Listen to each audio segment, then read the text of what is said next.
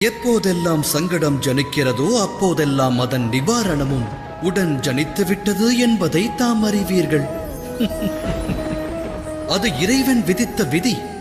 மற்றொரு உண்மை யாதெனில், சங்கடமே சக்திக்கு காரணம். சங்கடத்தில் வாழும் ஒருவன் அதிலிருந்து விடுபட்டு வந்தால் வாழ்வில் ஒருபடி அவன் முன்னேறிச் செல்கிறான். அதன் மூலம் கிடைக்கின்ற அற்புத சக்தியானது அவனுக்கு மட்டும் நன்மை பயப்பதல்ல, அதனால் அகிலமே நன்மை பெறுகிறது. அது உண்மைதானே? ஆழ்ந்து சிந்தியுங்கள்.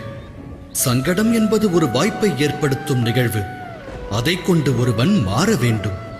அது உயர்ந்த எண்ணங்களை சிந்திக்கும் வாய்ப்பை தருகிறது. ஆத்ம சக்தியை பெருக்கி ஞான வழியை தேர்ந்தெடுக்க உதவுகிறது. அதை செய்பவனை எந்த சங்கடமும் நெருங்குவதில்லை. ஆனால் சாதிக்க தவறுபவன்